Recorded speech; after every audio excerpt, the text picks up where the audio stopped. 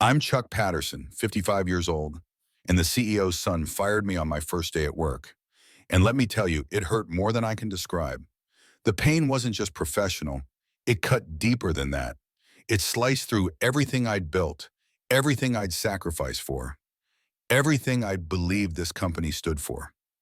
When you pour your entire life into something, when you've given blood, sweat, and tears to build an empire from nothing, and then some arrogant kid with a fancy title treats you like garbage, like you're nothing more than a piece of the trash to be discarded, that pain becomes something you carry in your chest like a weight that never lifts. It was a slap in the face. You're terminated immediately. Pack your stuff and leave, or the security will deal with you, the CEO's son said, not even looking up from his laptop, as if I were just another number in the system. His arrogance was overwhelming. The sheer disrespect of it all, the way he dismissed decades of experience, of loyalty, of building this company brick by brick, it made my blood boil. But what hurt more than the words themselves was the casual indifference. He didn't even have the decency to look me in the eye. To him, I was nothing, an inconvenience, something to be swept away so he could play king in his new castle. The anger I felt in that moment, it wasn't just anger. It was rage mixed with heartbreak, humiliation mixed with a burning desire for justice. But before I get into how I flipped this situation around, do me a favor, hit that like button, subscribe, and leave a comment telling me where you're watching from. Your support really helps us uncover the real stories from behind closed doors. Because what I'm about to tell you isn't just some corporate drama. It's a story about betrayal at the highest level, about power abused, and about how sometimes the people who think they're untouchable are the ones who fall the hardest. Let me paint you a picture of Bradley Patterson Jr., young, privileged, born with a silver spoon so far down his throat, he couldn't taste reality if it slapped him across the face.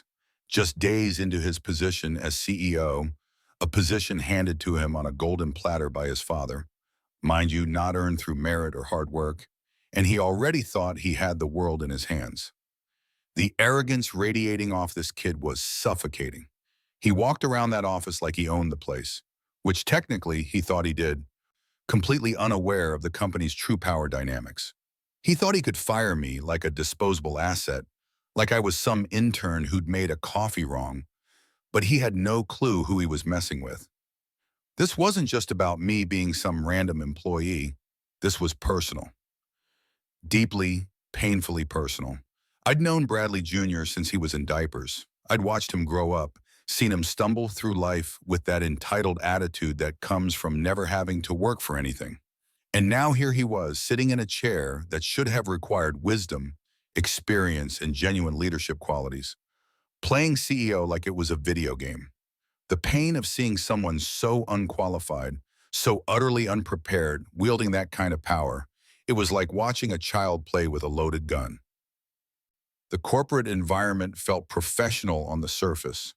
Polished floors, expensive art on the walls, people in tailored suits moving with purpose through corridors that echoed with the sound of ambition and money.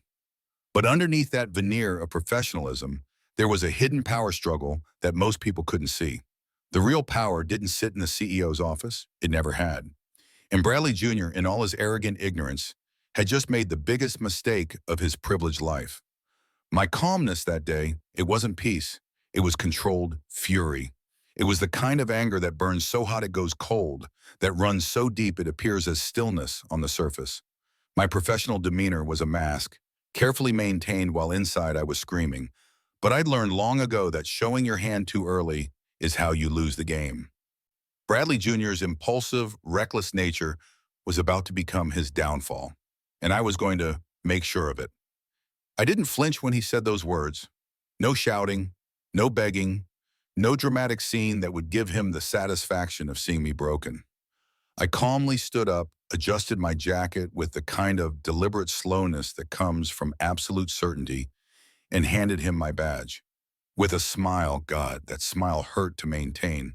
But I did it. I told him, "Tell your father the board meeting in 3 hours is going to be very interesting." The look on his face was almost worth the pain. Almost. Confusion flickered across his features for just a second before that arrogant mask slipped back into place. He didn't understand. How could he? He thought he'd just executed a power move, established his authority, shown everyone who was boss. But what he'd actually done was trigger a chain of events that would destroy everything he thought he'd inherited. What Bradley Jr. didn't know, what he couldn't have known because he never bothered to read the actual company documents, never took the time to understand the intricate web of ownership and control that held this empire together, was that I owned 72% of the company. 72%, not just some shares, not just a stake, controlling interest, majority ownership, the kind of power that makes CEOs irrelevant if you want it to. The pain of keeping that secret in that moment was excruciating. Every fiber of my being wanted to scream it in his face, to watch his arrogant smirk crumble into horror and disbelief. But patience was the key. Let him think he'd won. Let him celebrate. Let him send his little emails and make his victory calls. Because the higher he climbed in these next few hours, the harder and more devastating his fall would be. I walked out of that office with my head held high, my briefcase in hand, and a plan already in motion. While Bradley Jr. celebrated his first big move as CEO, I wasn't in a rush. I'd already set things in motion before I even walked into his office that morning. The emergency board notification had been drafted weeks ago, just waiting for the right moment. The legal documents were prepared. The clause, oh, that beautiful ironclad clause that I'd insisted on years ago when we restructured the company, was ready to be activated. Little did he know, I wasn't just walking out the door, I was walking into something far bigger than he could imagine. I was walking toward justice, toward vindication, toward the moment when all the pain, all the humiliation, all the anger would transform into the sweetest victory I'd ever tasted. The waiting was torture. Those 3 hours felt like 3 years. I sat in my car in the parking garage, hands gripping the steering wheel so tight my knuckles went white, breathing deeply to keep the rage from consuming me entirely. The betrayal kept playing over and over in my mind like a broken record. The casual dismissal, the complete lack of respect, the assumption that I was nothing, nobody, expendable. But I wasn't nothing. I was the foundation this company was built on. I was the one who'd taken risks when Bradley Sr. was too scared to move forward. I was the one who'd made the calls that saved us during the financial crisis. I was the one who'd worked 18-hour days, who'd missed my kids' birthdays, who'd sacrificed my first marriage on the altar of corporate success. And this punk kid thought he could just throw me out like yesterday's garbage? The anger was like acid in my veins, eating away at me from the inside. But I channeled it. I focused it. I turned it into cold, calculated strategy. Because that's what separates the people who succeed from the people who just rage impotently. The ability to transform pain into power, anger into action, humiliation into triumph. What Bradley Jr. didn't know, what he couldn't have known because he never bothered to understand the company's true structure, was that I wasn't just another employee. I owned 72% of Patterson Industries, 72% of a multi-billion-dollar empire. I had more control than anyone realized, including Bradley Jr. He thought he was in charge, thought his father had handed him the keys to the kingdom, but he was just a puppet in a game I'd been playing for years. The shares had been acquired strategically over 2 decades. Small purchases here and there that nobody paid attention to. Strategic investments that seemed insignificant at the time. Careful maneuvering during moments of crisis when others were selling and I was buying. And all of it done quietly, deliberately, with the long-term vision that apparently nobody else in that company possessed. Bradley Sr. knew, of course. He'd always known. That's why there had been an understanding between us, an unspoken agreement about how things would work. But apparently he'd failed to explain any of this to his son, or maybe he had, and Bradley Jr. was too arrogant to listen. Either way, the result was the same, a catastrophic error in judgment that was about to cost him everything. There was a clause, Section 12B, buried deep in the company's governance documents. I'd insisted on it years ago during a restructuring, and Bradley Sr. had agreed because he understood its purpose. It was designed to protect the company from impulsive decisions made by inexperienced leadership. It stated in clear legal language that any termination of a majority shareholder without explicit board approval would trigger an automatic emergency review and potential reversal of any executive actions taken in the previous 30 days. Bradley Jr. had triggered that clause the moment he fired me without board approval. He'd actually triggered it the moment he assumed the CEO position without proper board authorization. But the firing was the final nail in his coffin. I activated that clause immediately and sent the board members an emergency notice. The email went out within minutes of me leaving that office, marked urgent, with legal documentation attached that made it impossible to ignore. This wasn't just about firing someone. It was about activating a legal time bomb that had been sitting dormant for years, waiting for exactly this kind of situation. The board members, most of whom had been with the company long enough to remember when Section 12B was implemented, would understand immediately what had happened. They would know that Bradley Jr. had just committed corporate suicide. The pain of knowing that it had come to this, that was almost as bad as the firing itself. I'd hoped it wouldn't be necessary. I'd hoped that Bradley Jr.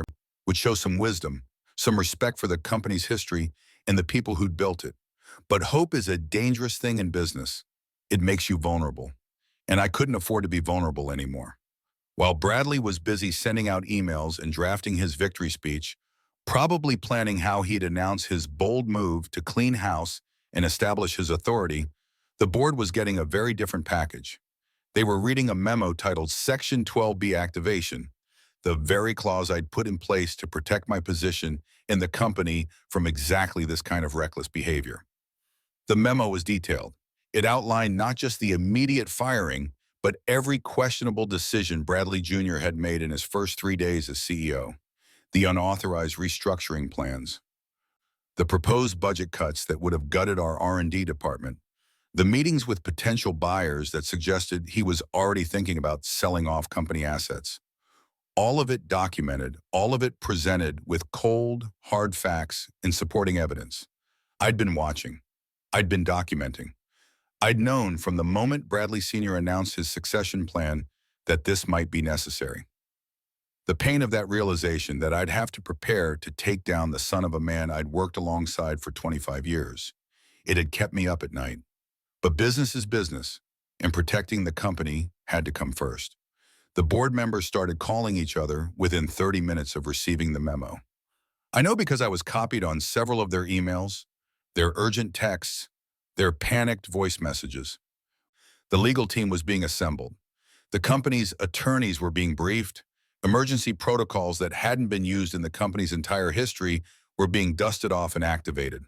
And Bradley Jr., he had no idea. He was probably sitting in that big leather chair, feet up on the desk that was never really his, thinking about how he'd just made his mark, established his authority, shown everyone who was boss. The irony was almost painful. He thought he'd just executed a brilliant power move when in reality, he'd just destroyed his own career. As the board started to realize what had happened, the stakes rose exponentially. This wasn't just about one wrongful termination anymore. This was about corporate governance, about fiduciary responsibility, about protecting shareholder interests, which, let's not forget, meant primarily protecting my interests since I controlled 72% of those shares. The CEO's son was about to experience the consequences of his actions in a way that his privileged upbringing had never prepared him for. He'd never faced real consequences before, never had to deal with the fallout of his mistakes. His father had always been there to smooth things over, to make problems disappear, to protect him from the harsh realities of the business world. But not this time. This time, Daddy couldn't save him. The anger I felt as I watched the pieces fall into place, it wasn't satisfaction yet. It was the burning rage of someone who'd been wronged, who'd been disrespected, who'd been treated like they didn't matter. Every email notification, every update from board members, every indication that the machine I'd set in motion was working exactly as planned. It fueled the fire inside me. This wasn't about revenge exactly. It was about justice, about making sure that arrogance and incompetence didn't destroy everything I'd built. Bradley Jr. thought he was in control, but the board members were realizing that this was about more than just a firing. It was about who truly had power in the company. And that wasn't him. It had never been him. He was a figurehead, a name on a door, a title without substance. Real power doesn't come from a position. It comes from ownership, from strategic thinking, from understanding the intricate web of relationships and obligations that make a company function. The calls started coming to my phone about 2 hours into the waiting period. Board members wanting clarification, lawyers wanting to confirm details, people who'd worked with me for years expressing their shock and outrage at what had happened. Each call was validating but also painful, a reminder of how much I'd given to this company, how much I'd sacrificed, and how casually it had almost been thrown away. I took the calls calmly, professionally, providing the information they needed while maintaining the controlled fury that had become my constant companion. Yes, I confirmed, Bradley Jr. had fired me without cause and without board approval. Yes, the termination violated multiple clauses in the governance agreement. Yes, I was invoking Section 12B and demanding an emergency board meeting. And yes, I expected a full reversal of this decision along with appropriate consequences for the CEO who'd made it. The anticipation of the final confrontation was almost unbearable. Part of me wanted to rush it, to get it over with, to see the look on Bradley Jr.'s face when he realized what he'd done. But another part of me wanted to savor it, to let the tension build, to make sure that when the hammer finally fell, it would fall with the full weight of corporate justice behind it. 3 hours later, almost to the minute, the emergency board meeting was called.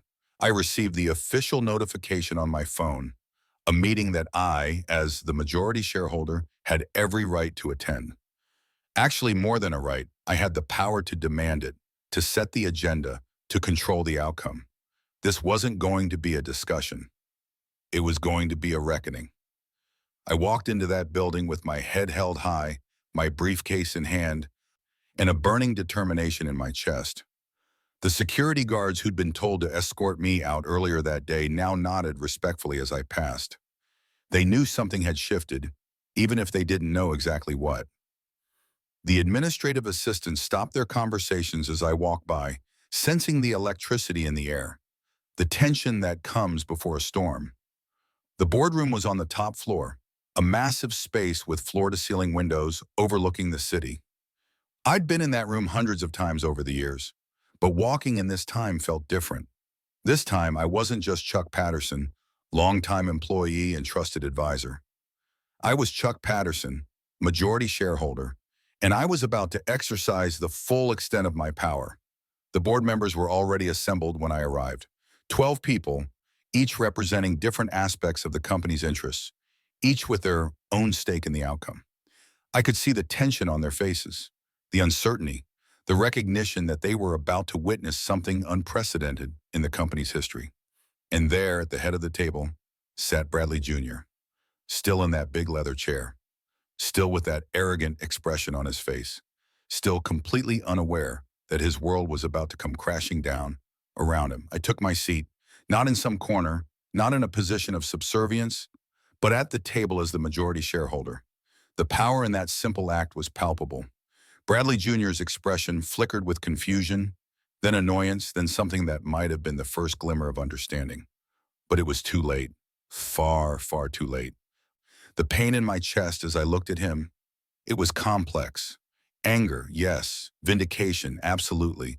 But also sadness for what this would do to his father, a man I'd respected for decades. Regret that it had come to this. And underneath it all, a burning determination to see justice done, no matter the cost. Gentlemen and ladies of the board, I began, my voice steady despite the fire raging inside me. We're here to address a serious violation of corporate governance that occurred earlier today. I was terminated from my position without cause, and more importantly, without board approval. This termination violates Section 12B of our governance agreement and triggers automatic review procedures. Bradley Jr. tried to interrupt, that entitled voice starting to rise in protest. But the board chairman, a woman who'd been with the company since before Bradley Jr. was born, silenced him with a raised hand. "Mr. Patterson has the floor," she said firmly, "and as the majority shareholder, he has every right to address this board." I could see it happening, the realization slowly dawning on Bradley Jr.'s face, the confusion giving way to understanding, understanding giving way to fear. He hadn't known. He genuinely hadn't known about my ownership stake. His father had failed to tell him, or he'd failed to listen, or he'd been too arrogant to care. Either way, he was learning now, in the most painful way possible. "I'm demanding an immediate vote to reverse the termination," I continued, laying out my position with the clarity that comes from absolute certainty. "Furthermore, I'm calling for a review of all executive decisions made since Bradley Patterson Jr. assumed the CEO position, as the manner of his appointment may also have violated proper governance procedures." The board members shifted uncomfortably. Some of them had known about the irregular nature of Bradley Jr.'s appointment, but had gone along with it out of respect for Bradley Sr. Now they were being forced to confront the consequences of that decision, and none of them looked happy about it. Bradley Jr. finally found his voice, though it came out higher and shakier than his usual arrogant drawl. "This is ridiculous," he said, trying to salvage some dignity. "I'm the CEO of this company. I have the authority to make personnel decisions. I don't need board approval to fire an employee." "But I'm not just an employee," I said, and the satisfaction in saying those words out loud finally was almost enough to ease the pain in my chest. I own 72% of this company. I'm not just a majority shareholder. I'm the majority shareholder.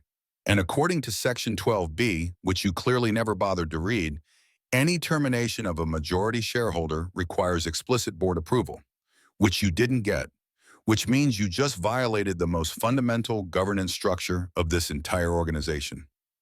The silence that followed was deafening. You could have heard a pin drop in that massive boardroom. Bradley Jr.'s face went from confused to pale to red with anger and humiliation in the span of about 5 seconds. He looked around the table, searching for support, for allies, for someone to tell him this was all a mistake. But every board member was looking at the documents in front of them, at the evidence I'd provided, at the undeniable facts of the situation. "This is insane," Bradley Jr. sputtered, standing up from his chair like that would somehow give him back the authority he'd just lost. "My father, your father," I interrupted, and the anger in my voice was no longer controlled, no longer masked by professional courtesy, understood the governance structure of this company. He understood the importance of proper procedure. He understood that real power doesn't come from a title on a door. It comes from ownership, from strategy, from actually knowing what the hell you're doing, all of which you clearly lack. The pain of saying those words, of attacking the son of a man I'd worked with for so long, it cut deep, but it was necessary. Bradley Jr. needed to understand the magnitude of his mistake, needed to feel the full weight of his arrogance and incompetence crashing down on him. The board chairman cleared her throat. "Mr. Patterson raises valid concerns," she said, her voice carefully neutral. "The governance documents are clear. A termination of this nature should have been brought to the board for approval. The fact that it wasn't represents a serious breach of protocol." "Protocol?" Bradley Jr. was almost shouting now, his composure completely shattered. "This is my company. My family built this company. You can't—" "Actually," I said, cutting him off again, and the cold satisfaction in my voice was evident to everyone in that room. "It's my company. Your family may have started it, but I own it. 72% ownership means I control it. And right now, I'm exercising that control to demand accountability for your reckless, arrogant, completely incompetent behavior." The board members were nodding now, some of them openly, others more subtly. They could see which way the wind was blowing. They understood that this wasn't just about one firing, it was about the entire future direction of the company. And more importantly, they understood that I had the power to make their lives very difficult if they didn't support me.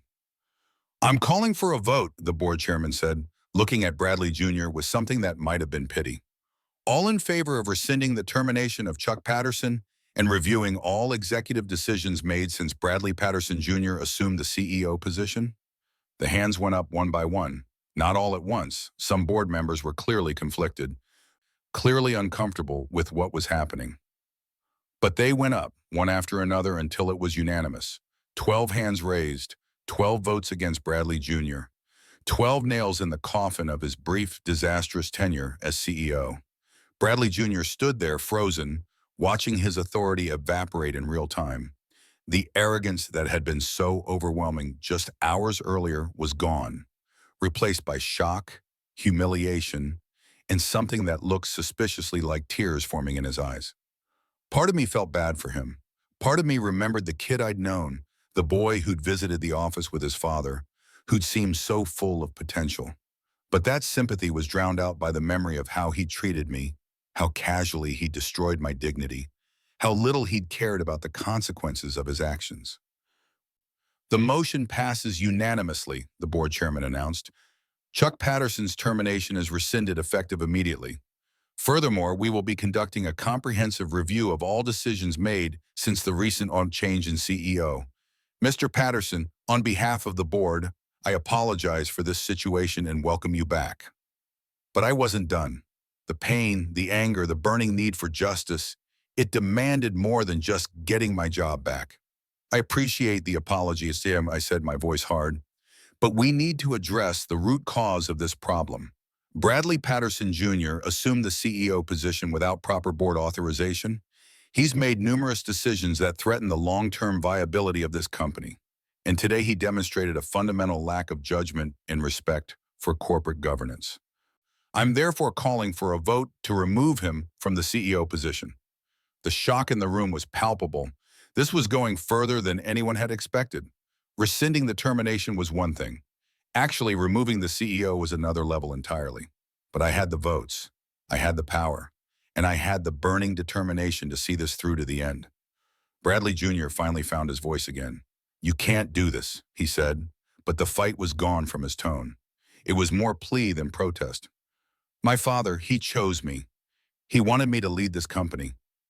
"Your father," I said, and now the anger was mixing with genuine sadness, "wanted you to learn to lead this company, to work your way up, to understand it from the ground up, the way he did, the way I did. But you were too impatient, too arrogant, too convinced that the name on your birth certificate entitled you to power you hadn't earned and respect you hadn't commanded." The board members were looking at each other now, silent conversations happening through glances and subtle gestures. They knew what needed to happen. They'd probably known it from the moment Bradley Jr. took the CEO position. But they'd been too polite, too respectful of Bradley Sr. to say anything. Now I was giving them the opportunity to correct that mistake. "All in favor of removing Bradley Patterson Jr. from the position of CEO?" the board chairman asked, her voice heavy with the weight of what she was doing. The hands went up again, not quite as quickly this time. A few board members hesitated, clearly struggling with the decision. But they went up. Every single one. Unanimous again. Bradley Jr.'s reign as CEO lasted exactly 3 days, and it ended with the most humiliating vote in the company's history. Bradley Jr. walked into that room thinking he was still CEO, thinking he still had power, thinking he could weather this storm. But by the time the meeting was over, he was out. Not just demoted, not just censured, out. The board voted unanimously to rescind his appointment, to remove him from all executive positions, to essentially strip him of everything he thought he'd inherited. The power had shifted, and it was mine. Not because I wanted it for ego or glory, but because I'd earned it. Because I'd spent 25 years building this company, making it profitable, steering it through crises, and sacrificing everything personal for its success. The pain of those sacrifices, the missed family dinners, the broken relationships, the life half-lived in service of corporate success, it all came rushing back as I sat there, victorious but exhausted. The resolution came with establishing a new interim leadership structure. I would assume the CEO position temporarily while we conducted a proper search for long-term leadership. The board would have oversight of all major decisions, and Bradley Jr. would be offered a position, if he wanted it, in a lower-level management role where he could actually learn the business from the ground up, the way he should have from the beginning. He didn't take it. He stormed out of that boardroom without another word, and I haven't seen him since. The anger on his face as he left, it was a mirror of my own anger from earlier that day. But his was the impotent rage of someone who'd lost power they never really had. Mine had been the focused fury of someone who'd been wronged and was about to make it right. Sometimes power isn't loud. It's quiet, calculated, and patient. I didn't need a title or a fancy office to have real power. I had the shares, the strategy, and the long-term vision. It was never about being in the spotlight. It was about controlling the game from the shadows. All those years of quiet accumulation, of strategic investments, of building relationships and understanding the company's true structure, that was real power, not the ability to fire people on a whim or make grand pronouncements from a corner office. The pain of that day, of being fired, humiliated, treated like garbage, it never fully went away. Even in victory, even in vindication, there's a scar that remains. Because betrayal leaves marks that don't heal cleanly. Because disrespect cuts deeper than most people realize. Because the casual cruelty of someone who thinks they're untouchable creates wounds that time doesn't fully close. But that pain also taught me something valuable. It taught me that quiet strength beats loud arrogance every time. That real power doesn't need to announce itself. That the people who truly control things often aren't the ones with their names on the door. And that patience, strategy, and careful planning will always triumph over impulsive, reckless decision-making. In the end, it wasn't about Bradley Jr. firing me. It was about me taking control of the company when he thought he had it all figured out. It was about demonstrating that titles mean nothing without substance, that authority without wisdom is just tyranny waiting to fail, and that in business, like in life, the people who think they're invincible are usually the ones who fall the hardest. The aftermath was complex and painful in its own way. Bradley Sr. called me personally the next day, and that conversation was one of the hardest I've ever had. He was devastated, not just by what his son had done, but by the fact that it had come to this. We'd worked together for a quarter of a century, built something meaningful together, and now his son's arrogance had torn a rift through all of it. "I'm sorry, Chuck," he said, and I could hear the pain in his voice. "I should have prepared him better. I should have told him about the ownership structure. I should have made sure he understood what he was getting into." "It's not your fault," I told him, though the anger in my chest hadn't fully subsided. "You gave him an opportunity. He chose to squander it with arrogance and disrespect. That's on him, not you." But we both knew it was more complicated than that.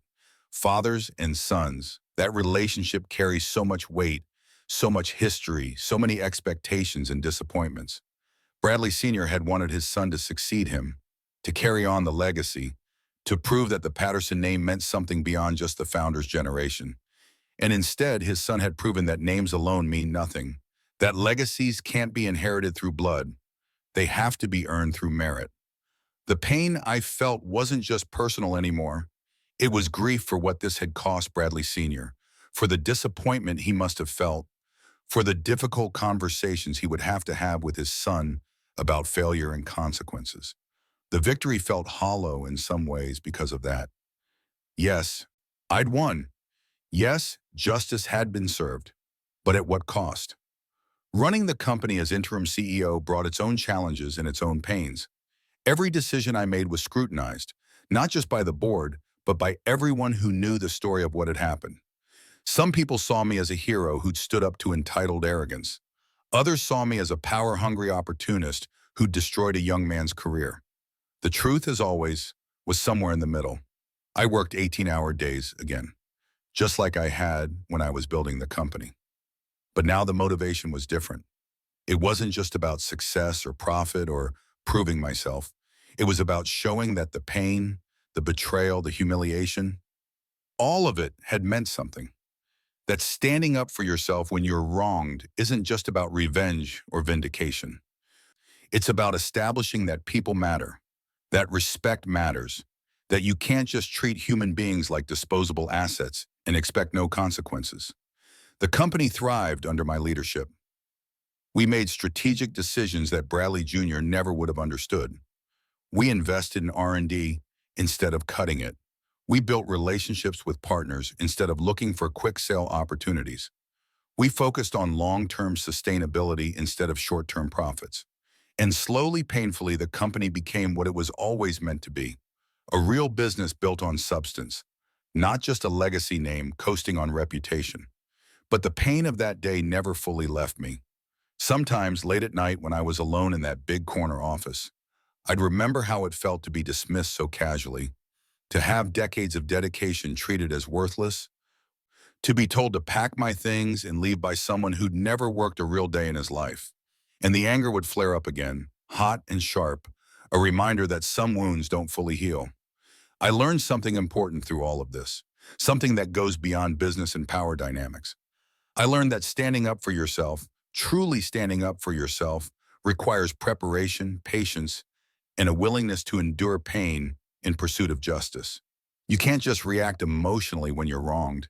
You have to have built the foundations of power long before you need them. You have to have the strategy in place before the crisis hits. You have to be willing to play the long game, even when every fiber of your being wants immediate satisfaction. The shares I'd accumulated over 20 years, that was preparation. The governance clauses I'd insisted on during restructuring, that was strategy. The relationships I'd built with board members, the respect I'd earned through consistent performance, the deep understanding I developed of the company's true structure. All of that was foundation that I'd laid brick by brick over decades. And when the moment came, when I needed that power, it was there. Bradley Jr. never understood any of that. He thought power was something you inherited or seized. He didn't understand that real power is something you build carefully over time, that you earn through competence and character, that you maintain through wisdom and restraint. His failure wasn't just about firing me, it was about fundamentally misunderstanding how power works in the real world. The pain he must have felt when he realized his mistake, I can imagine it, even though part of me doesn't want to. The humiliation of being voted out unanimously by the same board that should have been supporting him. The shame of having to face his father and admit failure. The anger at me for having the audacity to fight back instead of just accepting my fate. All of that must have been devastating for someone who'd never faced real consequences before. Do I feel bad about it? Sometimes. In my more reflective moments, when the anger has cooled and I can think clearly about what happened, I feel a complicated mix of emotions. Satisfaction, yes. Vindication, absolutely. But also sadness for what could have been if Bradley Jr. had just shown some humility, some willingness to learn, some basic respect for the people who'd built the company he thought he was entitled to lead. The company community had mixed reactions to everything that happened. Some employees were thrilled. They'd seen Bradley Jr.'s arrogance firsthand and were relieved to see consequences for it. Others were concerned about the instability, worried about what the power struggle meant for their jobs and the company's future. And a few, particularly those who'd been hired or promoted by Bradley Jr., saw me as the villain in this story, the old guard refusing to accept change and innovation. I addressed the entire company in a meeting 2 days after the board vote, standing in front of hundreds of employees, seeing the mixture of hope, fear, curiosity, and judgment on their faces. That was one of the hardest things I've ever done.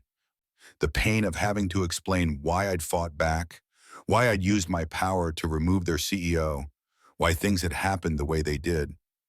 It all came rushing back. What happened this week was painful for everyone, I told them, my voice carrying across the silent auditorium. It was painful for me to be fired unjustly. It was painful for the board to have to make difficult decisions about leadership. And I'm sure it's painful for all of you to see this kind of conflict at the highest levels of the company. But I want you to understand something important. This wasn't about ego or power struggles. This was about protecting the values that this company was built on.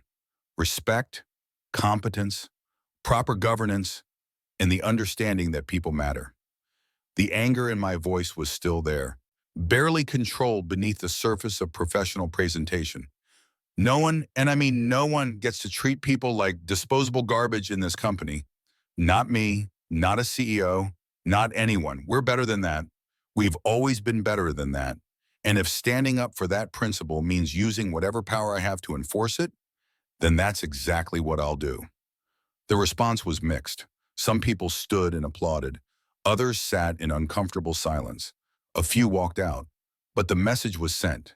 The company had values, and those values would be protected even at the highest levels, even when it was painful, even when it created conflict and controversy. In the months that followed, I worked to heal the divisions that had been created. It wasn't easy. Trust, once broken, is hard to rebuild. The employees who'd been loyal to Bradley Jr. took time to come around, and some never did. But slowly, through consistent leadership and transparent communication, we started to rebuild the culture that had been damaged by those chaotic 3 days. The pain of those months, the constant scrutiny, the whispered conversations that stopped when I entered a room, the knowledge that some people saw me as a tyrant who destroyed a young man's career. It was almost as bad as the initial firing. Because standing up for yourself comes with a cost. People judge you. They question your motives. They wonder if you really were in the right or if you just had more power and used it to get your way. But I kept going because I knew something they didn't fully understand. If I hadn't fought back, if I just accepted that firing and walked away, it would have established a precedent that power could be abused without consequences. That arrogance could triumph over competence. That titles mattered more than substance. And that would have been far more damaging to the company's long-term culture than any conflict or controversy my response created. We eventually found a permanent CEO, not me, interestingly enough. I realized through the process that what I wanted wasn't the title or the spotlight. What I wanted was to ensure that the company was led by someone who understood its values, who respected its people, and who had the competence to guide it forward.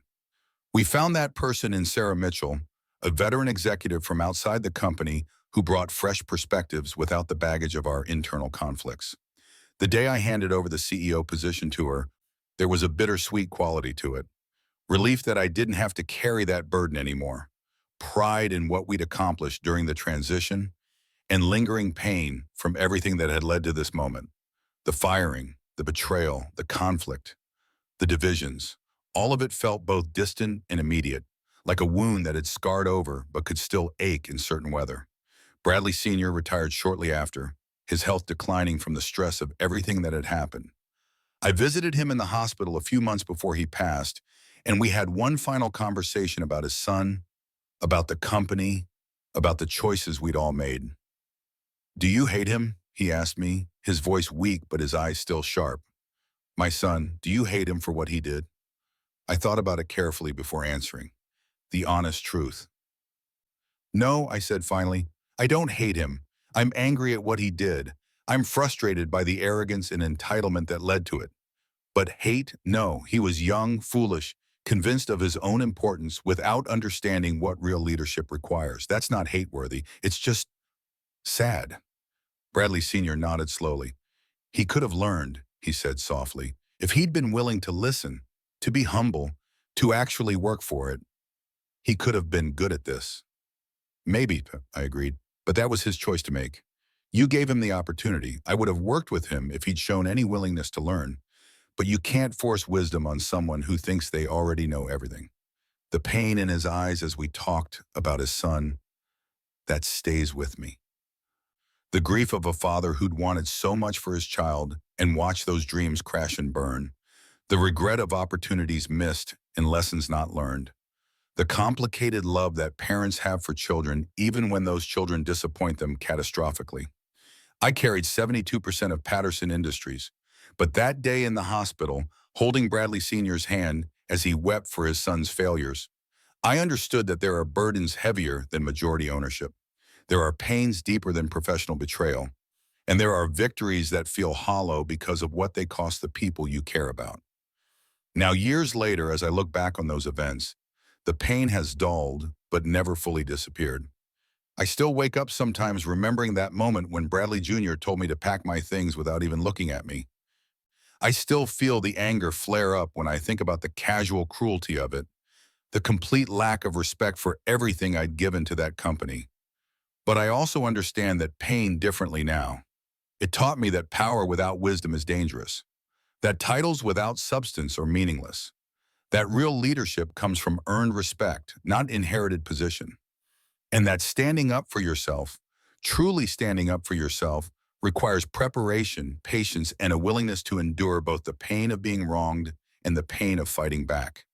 The company is thriving now under Sarah's leadership. The divisions have healed. The culture has strengthened. And the governance structures I insisted on years ago continue to protect against the kind of abuses of power that almost destroyed everything we'd built. In that sense, the pain was worth it. Justice was served. The right precedents were established. And the company emerged stronger for having gone through the crisis. But I'd be lying if I said it didn't cost me something. Relationships that were damaged, respect that was lost from some quarters even as it was gained from others, and the knowledge that I'd played a role in destroying a young man's career, even if that destruction was justified, even if it was necessary to protect the company and its values. If this story shocked you, if it made you think about power dynamics and respect and the importance of standing up for yourself even when it's painful, then I hope you'll take something valuable from it. Real power isn't about being able to fire people or make grand pronouncements. It's about having built something substantial over time, about having earned respect through consistent performance, about understanding the true structures that make organizations work. And if you find yourself in a situation where you're being wronged, where someone with a title thinks they can treat you like garbage, remember this: titles are temporary, but substance is permanent. Arrogance makes noise, but wisdom builds foundations. And sometimes the people who seem powerless are actually the ones holding all the real power. They're just patient enough to wait for the right moment to use it. The anger I felt that day when I was fired, it transformed into action, into strategy, into a calculated response that changed the entire trajectory of the company. That's what anger should do when you're wronged: not consume you, not make you reckless, but fuel you to stand up for yourself with wisdom, preparation, and determination to see justice done. Where are you watching from? What do you think about this power struggle? Have you ever been in a situation where someone underestimated you, where you had to stand up for yourself against someone who thought they were untouchable? I want to hear your stories because this isn't just about me and Bradley Jr. It's about a dynamic that plays out everywhere, in every industry, whenever power meets arrogance and someone has to decide whether to fight back or walk away. I chose to fight back, and yes, it was painful. Yes, it created conflict and controversy. Yes, it cost relationships and created divisions. But it also established that people matter, that respect isn't optional, that competence beats entitlement, and that real power comes from substance, not titles. That's the lesson. That's what I want you to take away from this painful, angry, ultimately vindicating story. Don't be Bradley Jr., assuming power you haven't earned and treating people like they're disposable. But also don't be the version of me that almost walked away, that almost accepted injustice quietly.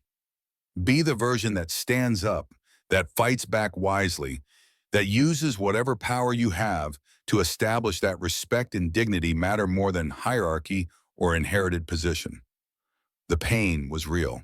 The anger was justified. The fight was necessary. And the victory, despite its cost, was worth it. Because in the end, it wasn't about revenge or ego or even about my specific situation. It was about establishing a precedent that abuse of power will be met with consequences, that arrogance will be checked by substance, and that in the game of corporate power, the people who really control things aren't always the ones whose names are on the door. Stay tuned for more stories like this, more insights from behind closed doors, more truths about how power really works in the corporate world. And remember, you never know who's really pulling the strings until someone tests the limits and discovers, painfully, that the strings were attached to something far more substantial than they ever imagined.